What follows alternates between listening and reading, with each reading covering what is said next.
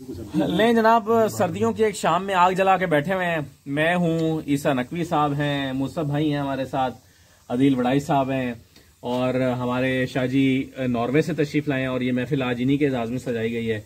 सिद्दीक जान यहाँ पर बैठे हुए हैं, आग सेक रहे हैं, कीमा खा बैठे हैं, मछली खा बैठे हैं और कैमरे के पीछे जैन भाई हैं। जैन भाई को भी बाद में दिखाते हैं। तो मामला ये है कि मुसब भाई लेट आए हैं, तो ये अब खाना खा रहे हैं अकेले। तो मुसब भाई हमारे हिस्से का भी खा रहे हैं। नहीं, अपने ही हिस्से का खा रहे हैं वैसे तो मैंने सोचा कि थोड़ी सी गपशप हो जाए इस मौके पर, क्योंकि हम यहाँ पर जब आग ताप रहे हैं तो एन उस वक्त असम्बलियां तहलील हो रही हैं और इलेक्शन की चूंकि एक ऐसा माहौल बना हुआ है, तो हमारी पिछले 1-1.5 घंटे में डिस्कशन भी सारी यही रही है कि क्या होने जा रहा है। इलेक्शन हो रहे हैं, जनरल इलेक्शन हो रहे हैं, खैबर पख्तूनख्वा की असम्बलियां क्यों लेट हुई हैं। तो मैंने सोचा कि चलें इस गुफ्तगू में जो हम कोई 1.5 घंटे से कर रहे हैं इसमें आपको भी शामिल करते हैं। तो ईसा भाई से शुरू करते हुए फिर मैं सिद्दीक जान और फिर मैं शाहजी के भी कुछ शुरू आपको सिद्दीक जान से करना चाहिए, क्योंकि सिद्दीक जान जो है ना वो रंग भरेगा इस सारे मामले में। और सिद्दीक जान साहब जब रंग भरेंगे तो फिर हम उसमें भाग डालेंगे। नहीं, जब ये असल में मामला ये कि जब हम गुफ्तगू कर रहे होंगे ना तब तक इनको कोई अपनी जुबान में कोई लतीफे याद आ जाएंगे, तो वो हम बाद में सुनते हैं, इनसे ये फायदा हो जाएगा इस दौरान में। तो ईसा भाई ये बताएं कि पूरा मुल्क में इलेक्शन अप्रैल में। देखिए मैं आपको बताऊं, आपने कहा लतीफे याद आ जाएंगे ना। एक सरदार साहब जो है ना वो एक चौकी के इंचार्ज थे। अच्छा। उनका जो सबॉर्डिनेट बैठा हुआ इर्द गिर्द सर्वेलेंस के लिए बैठा हुआ था, वो घबराई हुई हालत में सरदार साहब के पास पहुंचा। उसने कहा, सरदार जी दुश्मन ने हमें चारों तरफ से घेर लिया। ठीक है। अब जाहिर है कि एक चौकी पे इंचार्ज होने के सबब उसको तो परेशान होना चाहिए था। उसे कहना चाहिए था कि अब हम क्या करेंगे, मैं अपने जवानों को कैसे बचाऊंगा। उसने कहा वेरी गुड, अब हम चारों तरफ हमला कर सकते हैं। तो मसला ये है कि इसमें जो पीडीएम है, जो नवाज शरीफ साहब है, जो मरियम है, जो शहबाज शरीफ साहब है, आपने उनके बयानात देखे हैं कि ये हमारी स्ट्रेटेजी थी, ये हमारी हिकमत अमली थी कि असेंबली तहलील हो जाए। ये ऑप्टिमिज्म जो है ना, ये बड़ी जरूरी है और बड़ा जबरदस्त लगता है उनका जो ऑप्टिमिज्म है उसको देख के कि उम्मीद का दामन जो है वो बंदे को हाथ से नहीं छोड़ना चाहिए। नहीं, राना सलाउल्लाह तो कहते हैं एक दफा ये उतरे इलेक्शन में इनको लग समझ जाएगी, लग पता जाएगा। वो अलग बात है कि 17 जुलाई को भी वो यही कहते थे। और वो कह रहे थे ना मैं सूट केस में पंजाब रख के इस्लामाबाद ले आऊंगा। कहते हैं इस्लामाबाद लेके जाऊंगा ना मैं। वो कहते हैं लाहौर नहीं जाऊंगी। अब मेरा ख्याल है राणा सनाउल्लाह जो है ना वो कहते हैं कि मैं लाहौर नहीं। बहरहाल ये देखे इसमें ना मैं आपको बताऊं कि बड़ा मजेदार जो है वो इस वक्त सियासी सूरत हाल बन गई है। और अब ये देखना, देखें पंजाब में पॉलिटिक्स तो छोटा भाई करता था, पंजाब था छोटे भाई का, तकसीम किया हुआ था ना, विरासत है। अब जाहिर है कि वो नस्ल दर नस्ल चलनी है कि किसको क्या देना है। बनाया हुआ होगा प्लान, जुनैद सफदर के लिए क्या रखा है, जुनैद सफदर के बच्चों के लिए क्या रखा है, मरियम के आने वाली जो नस्लें हैं मरियम सफदर की उनके लिए क्या है, फिर हमजा शहबाज उसकी नस्ल में क्या क्या इलाके जो हैं वो हमने तकसीम करने हैं, विरासतों में बांटने हैं। जाहिर है कि आबादी इनकी फैमिली की बढ़ती जाएगी तो आहिस्ता आहिस्ता फिर वो पूरा पंजाब जो है वो कवर हो जाएगा। ठीक। लेकिन अब सूरत हाल ये बन गई है कि वज़ीर आज़म है शहबाज शरीफ जो पंजाब की सियासत करते थे।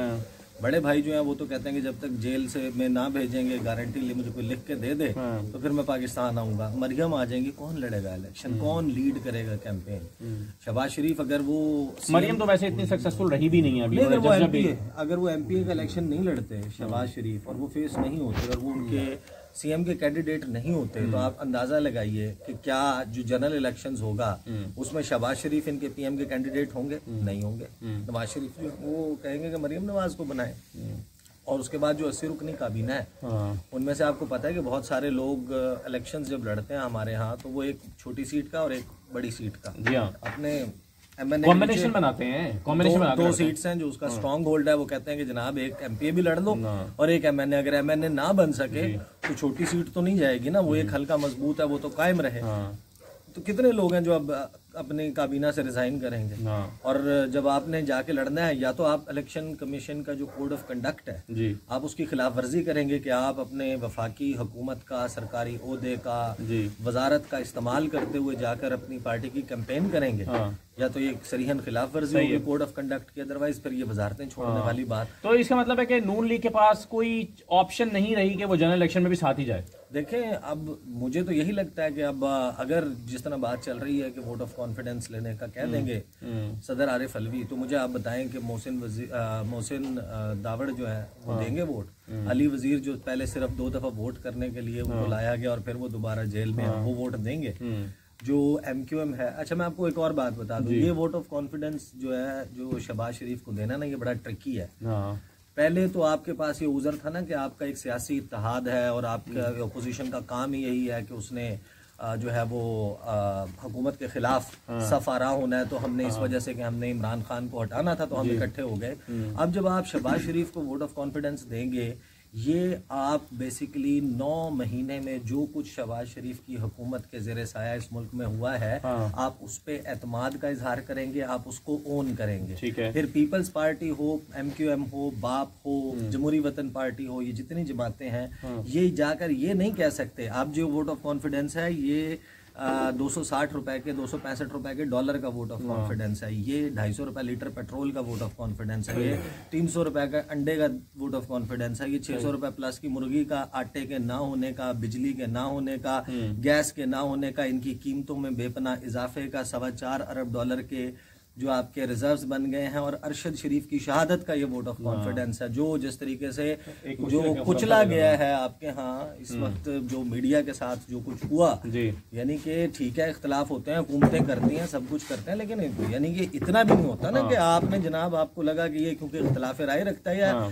इसका टिल्ट जो है वो दूसरी तरफ है, तो आपने उठा के जनाब उनके साथ जो किया, जो वोट ऑफ कॉन्फिडेंस शहबाज शरीफ को देगा, वो पर्सनली जाती तौर पर यह समझता है कि शहबाज शरीफ ही मसीहा है, वो इस काबिल है, उसने इस मुल्क को जो 9 महीने में जिस जगह पहुंचाया। मैं आज पता नहीं किसी साहब इधर आ जाना, जरा कुर्सी रखवा दी मैंने आपके लिए। मैं किसी से मैं किसी से बात भी कर रहा था। देखें, बात यह है कि इमरान खान जो है, इमरान खान का जाना बेशक बहुत बड़ा हादसा ना हो, लेकिन आप यकीन माने शहबाज शरीफ साहब ने कहा कि ये सामने है, यानी जो मुल्क की सूरत हाल हुई, हम जाते हैं ना सड़क के ऊपर गलियों में जाते हैं, लोगों से बात करते हैं, सुनते हैं, इनके अपने लोग, इनके पास कोई उज़र है इस चीज का जो सूरत हाल चल रही है। अब जरा थोड़ा सा रंग इनसे डलवाते हैं, और मैंने बना दिया, हम अगेंस्ट द लाइट बैठे हुए हैं। बहुत सारे लोगों को ख्याल आएगा, लेकिन इसमें कोई अर्ज नहीं है, क्योंकि सदीक जान का तज्जिया ही सुनना चाहते हैं। अच्छा सदीक जान साहब, ये खान साहब तो इलेक्शन कहीं और से मांग रहे थे, तो अब ये सारा क्रेडिट खान साहब ले रहे हैं कि देखा फिर मैंने घेर घार लिया है, कल्ला ही काफी हैं। तो ये वो जो जिनसे मांग रहे थे या जो मैटर कर रहे हैं, तो उनका भी कोई किरदार है इसमें? अगर वो कोई किरदार अदा ना करें तो ये उनका सबसे बड़ा किरदार होगा। अच्छा, क्योंकि सबसे अहम किरदार होगा। सबसे अहम किरदार होगा, क्योंकि अगर इमरान खान साहब जो हैं, वो जो फैसला हो गया है एतमाद का वोट लेने का कि शहबाज शरीफ एतमाद का वोट लें, देखें तहरीक इंसाफ ये कहती रहेगी, क्योंकि उन्हें ये सूट करता है, क्योंकि आपको पता है कि इस वक्त पाकिस्तान में एंटी एस्टेब्लिशमेंट जो बयानी है वो बहुत ज़्यादा चल रहा है। सही। और अब PTI ये कहती रहेगी कि पूरा जोर लगाया एस्टेब्लिशमेंट ने पंजाब में अभी क्या हम एतमाद का वोट ना ले सकें, लेकिन अगर आप मुझसे पूछें तो नहीं लगाया एस्टेब्लिशमेंट ने जोर। अच्छा। अगर एस्टेब्लिशमेंट बतौर इदारा जोर लगाती तो ये कोई मसला 2-4 लोग आगे, कोई मसला नहीं था। बंदे इनके दूध पड़ जाती है रास्ते में, आपको पता है। नहीं वैसे परवेज इलाही को कैसे तनहा छोड़ दें, ये भी तो मसला है ना उनके लिए। वो टायर पंचर हो जाता है। देखें, मेरा ख्याल है कि ये पहला इम्तिहान था आसिम मुनीर साहब का, और मैं तो समझता हूँ कि उन्होंने इसको बेहतर अंदाज में किया है और नहीं कोई मुदाखलत नहीं हुई। इसमें सऊदी विजिट का भी बहुत किरदार है। सऊदी विजिट का किरदार इसलिए है, नाकाम सऊदी विजिट। उसकी रीज़न ये है कि हमें ये लग रहा था कि वहाँ हमारे आर्मी चीफ बैठे होंगे और वहीं से मोहम्मद बिन सलमान मोबाइल पे ट्रांजैक्शन कर देंगे, जैसे इस नकवी साहब अक्सर मुझे कर देते हैं। बैठे बैठे इतने पैसे ट्रांसफ़र कर दें तो ये बैठे बैठे कर देते। हमें था कि वो कहेंगे कि ऑनलाइन जी ये लें, $3 अरब ट्रांसफ़र कर दें। उन्होंने कहा जी हम देखेंगे, सोचेंगे, स्टडी करेंगे, ये वो सारा कुछ, तो वो नहीं हुआ। तो जब आपका मुल्क ना चल रहा हो, जब आपकी अद्वियात की एलसीज ना खुल रही हों, मुर्गी की कीमत आपने देखी, दालों का बहरान आपने देखा, आटे का बहरान आपने देखा, लोग आटे की लाइनों में लाके जाने और दे रहे हैं। खान साहब जो है वो जाते हुए शॉपर में ले गए थे, ठीक है ना। तो आपकी इस मौसम में भी शदीद लोड शेडिंग है, बिजली आपने महंगी करनी है, गैस की कीमत आपने उसका इजाफा करना, बहुत मुश्किल सूरत हाल है। उसमें एस्टेब्लिशमेंट अगर ये चाहती भी है कि इमरान खान का रास्ता रोकना है और उसको सबक सिखाना है, तो वो मुमकिन नज़र नहीं आता। लेकिन जो मुझे सिनेरियो बनता हुआ नज़र आ रहा है वो ये आ रहा है कि हो सकता है कि 4-5-6 दिन के अंदर अंदर शहबाज शरीफ मुस्ताफ़ी हो जाए। ठीक है, और ये मैं ऐसे नहीं कह रहा कि मैं ऐसी को हवा में बात कर रहा हूँ। उसकी रीज़न ये है कि पीपल्स पार्टी ये तो नहीं कहेगी कि हम असम्बली तहलील करें। पीपल्स पार्टी की तो वहाँ दिहाड़ी लगी हुई है सिंध के अंदर ना, रोजाना की बुनियाद पे। अभी जो इश्तिहारात भी दे रहे हैं डिजिटल मीडिया को तो 70% उसमें कट है। और इसके बगैर तो कारोबार हुकूमत चलता ही नहीं है वहाँ का। तो अब देखें ना, नून लीग के लिए मसला क्या है। नून लीग के लिए चले हम कहते हैं कि हम मुश्किल फैसले करने जा रहे हैं, मजीद हम गैस मजीद महंगी करने जा रहे हैं, पेट्रोल और डीजल महंगा करने जा रहे हैं, बिजली महंगी करने जा रहे हैं, लेकिन उसके बावजूद इलेक्शन तो पंजाब में होना है। अब पंजाब गर्म करा ले, पंजाब में इनके जो अब इनके जितने भी MLAs हैं मेन, उन सबके पास वजारतें छोड़ते हैं तो वफाक नहीं चलता, नहीं छोड़ते तो इलेक्शन कैंपेन नहीं चलती। और दूसरी बात यह है कि ये पूरा एक होता है नीचे MPs ऊपर MLA। इमरान खान ने इलेक्शन फोर्स कर लिया है आपके सामने, कामयाबी से कर लिया। आप बात सुने ना कि जो सबसे क्रूशल टाइम है जिस वक्त इनकी ये मारामारी होनी है कि कहाँ से पीपल्स पार्टी वाले बंदे को टिकट देना है, कहाँ से किस निशान पे इलेक्शन लड़ना है, लोटों का क्या करना है, जो जहांगीर तरीन को है उसको किस तरह खुश रखना है, अलीम खान को कैसे खुश रखना है, जो लोटे छोड़ के आए थे वो वादे पे आए थे वो फिर बोलने लग जाएंगे। और अगर ऐन उस वक्त सदर आरिफ अलवी ने कह दिया कि वज़ीर-ए-आज़म एतमाद का वोट लें, वो यहाँ पर अपने नंबर और अपनी नंबर गेम पूरी कर रहे होंगे या पंजाब की पॉलिटिक्स को संभाल रहे होंगे और वहाँ पर इलेक्शन कैंपेन चल रही होगी। सूरत हाल देखें उनके लिए। अच्छा, फिर ये भी ना एक अजीब व गरीब सी बात होती है कि आप ना शायद किसी अपनी महबूबा से मिलने के लिए बैठे हुए हैं और आप कहते हैं कि वक्त तो यहीं थम जा, ये घड़ी की सुइयाँ टिक टिक टिक टिक करना बंद कर दें, वक्त थम जाए, साकित हो जाए। और भाई चाहे ये हुकूमत हो, इसके बाद आने वाली हुकूमत हो, इससे पहले वाले भी नहीं रही, इसने भी नहीं रहना, अगली ने भी नहीं रहना। आपका बेसिकली मेरा ख्याल है शायद जो सबसे अच्छा टाइम, जो बेस्ट चांस था ना शहबाज शरीफ का और PDM का, वो था 12 अप्रैल का। 12 अप्रैल को जब इन्होंने इमरान खान को ढा दिया, हुकूमत में आने के पोजीशन में आ गए, वहां पर विक्ट्री स्पीच करते कहते let's call the for the fresh elections जी। लेकिन आपको पता है ना कि जाहिर है कि फिर ट्रेन छूट गई उनकी भी। वो फिर होता है कि आप वो शेख रशीद साहब हैं, जेम्स बॉन्ड ऑफ पिंडी को कहते हैं, वो कहते होते थे express train never waits passenger. तो जो एक्सप्रेस ट्रेन है उसने पैसेंजर का इंतजार नहीं किया, वो तो छूट गई है। लेकिन इसमें एक और भी कहानी है, वो फिर कभी 19 मई वाली कहानी भी है ना वो। अच्छा, लेकिन वैसे वो 12 अप्रैल भी चले हो गया, उसके बाद अप्रैल का पूरा महीना भी हो गया, मई में भी इनफैक्ट अगर वो आखिर में जाके वो जो 25 मई से 2-3 दिन पहले 22 मई वाली बात थी, उसमें भी अगर वो ऐलान कर देते ना तो फिर भी शायद आप कहते कि चले आप आए, आपने कोशिश की, आपने देखा और आपने कहा कि ये नहीं हो पाएगा, फ्रेश इलेक्शन में ही जाना पड़ेगा, तो भी मेरा ख्याल है देर ना होती। अब कल वैसे MQM तो अपने पहले इम्तहान में उतर रही है कंबाइन होने के बाद, मतलब सब मिलने मिलाने के बाद, तो कल एक तो पता हमें चल जाएगा और इसी से पता ये भी चल जाएगा कि एक और जब ग्रुप कंबाइन होना है, वो ये वाले जो जहांगीर तरीन और अलीम खान वाले, तो उसका क्या मुस्तकबिल होता है। अगरचे वहाँ की डायनामिक्स और यहाँ की डायनामिक्स फ़र्क है, लेकिन बहरहाल ये जो एक पहला प्रोजेक्ट था वो कल अपने इम्तहान में उतारा जा रहा है घोड़ा। देखें ये इलेक्शन क्यों पीपल्स पार्टी करवाने जा रही है, बलदियाती इलेक्शन। हालांकि वाज़ेह है ना कि अगर बलदियाती इलेक्शन जो कि अब होने जा रहे हैं वो तो उसमें पीपल्स MQM ने काम छोड़ देंगे हुकूमत, तो ख़तरा भी है कि वफाकी हुकूमत गिर जाएगी। लेकिन इसमें हुआ यह है कि एक तो बिलावल भुट्टो नहीं माने, जरदारी साहब मान गए, बिलावल नहीं माने। बिलावल ने कहा कि अगर हम अभी इलेक्शन नहीं करवाते तो MQM मेयर बना लेगी। अभी तो हम मेयर बना रहे हैं अपना हैदराबाद में, जो कि कभी किसी ने सोचा भी नहीं था कि हैदराबाद में पीपल्स पार्टी का मेयर बनेगा।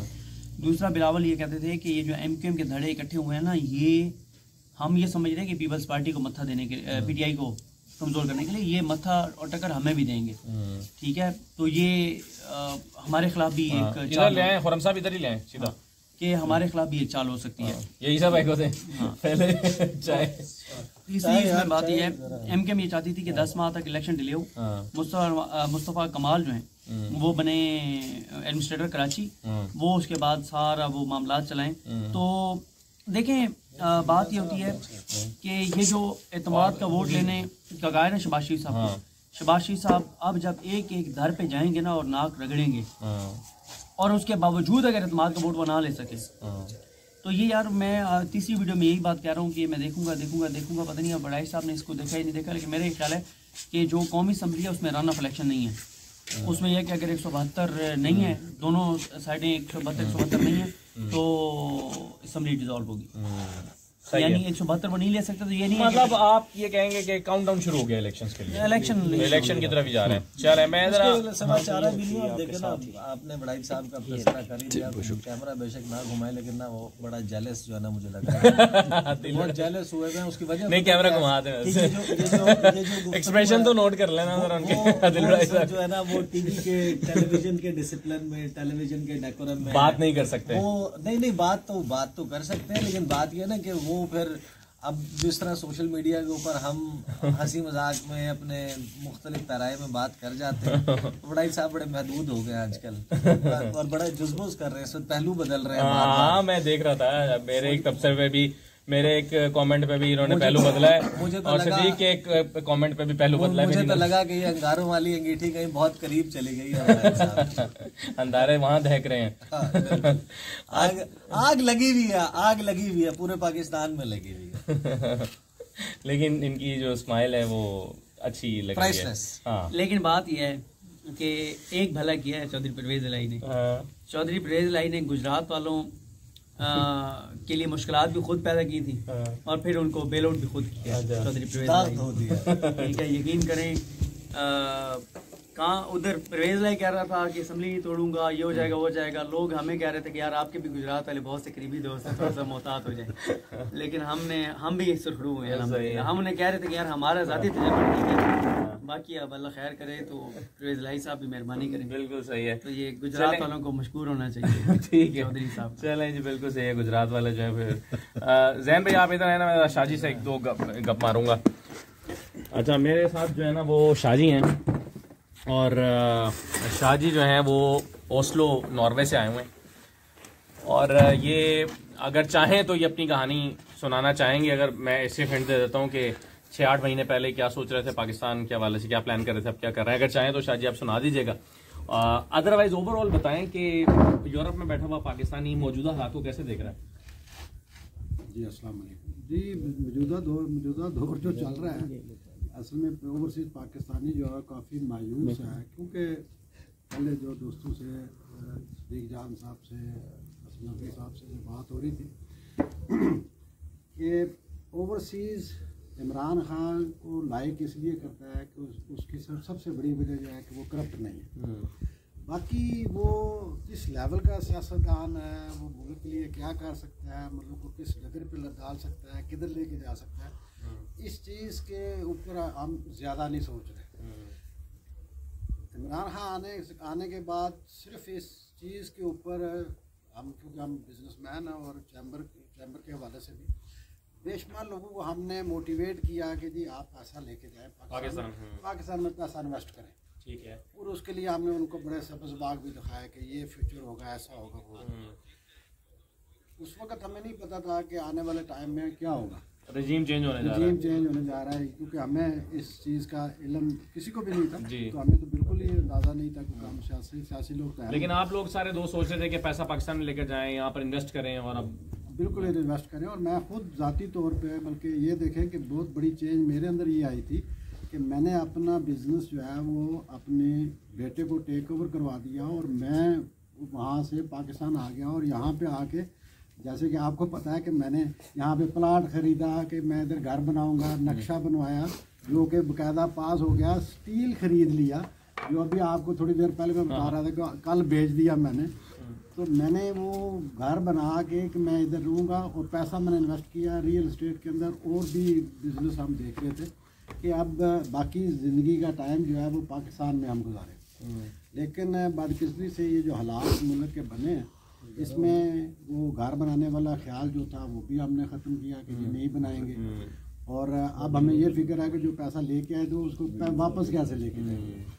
और आपने भी देखा होगा, आप लोगों को पता है कि जो पैसा ओवरसीज़ का आ रहा था उसके अंदर काफ़ी बड़ी डिक्रीज़ आई है।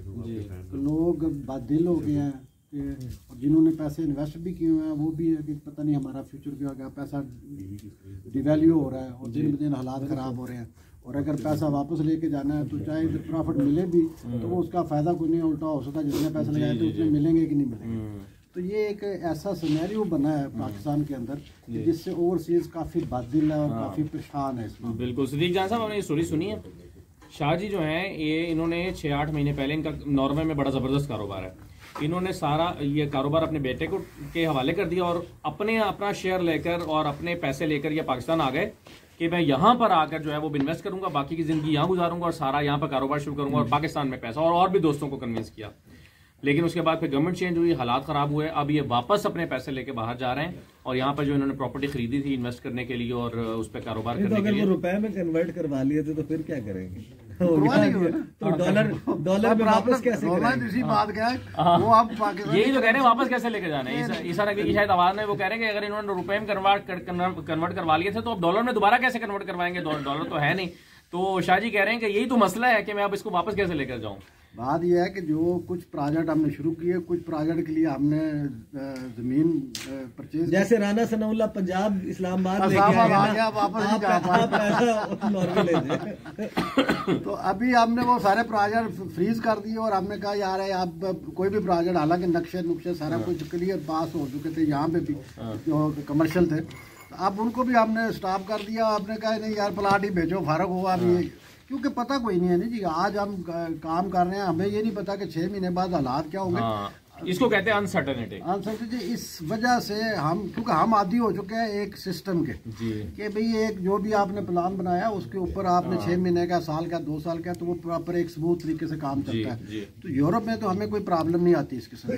तो यहाँ पे हमें ये नहीं पता कि आज हम जो कर रहे हैं कल का इसका रिजल्ट क्या होगा। तो वो बात जो अभी नकवी साहब कह रहे हैं बात बिल्कुल सही है कि वो जो फॉरेन करेंसी को हम रुपए में चेंज कर चुके हैं, अब हमें फिक्र ये है कि उसको आप फॉरेन करेंसी में चेंज कैसे करें, वो किधर से आएगी और आएगी तो किस रेट पे आएगी और वापस पैसा मिलेगा तो वो कितना मिलेगा। ये देखें जी, ये हैं इस वक्त पाकिस्तान के हालात और ये बड़े संजीदा नौयत के मामलात हैं और बड़े संजीदा मसाइल हैं कि एक शख्स जो है वो बाहर से आया यहाँ पर। मैं इनकी कहानी जो है वो इनका नाम लिए बगैर पहले सुना चुका था और कॉलम में भी लिखा था मैंने, लेकिन उन्होंने अपने असद भाई स्टूडेंट्स पे करें, स्टूडेंट्स पे आप यकीन माने कि जो यूरोप में में जो एक्चुअली स्टूडेंट्स हैं, मैं आपको बताऊं उनका इतना इस वक्त शदीद मसला है स्टूडेंट्स का, उनको नहीं मिल रहे डॉलर्स पाउंड्स, नहीं मिल रहे जो फीस, जो जेन्युइन स्टूडेंट है बिल्कुल, जो बिल्कुल जिसका यानी कि मैं बहुत सारे लोग पढ़ाई के नाम पे भी जाते हैं, लेकिन जो जेन्युइन स्टडी करने के लिए जा रहे हैं उनको बहुत शदीद मसाइल है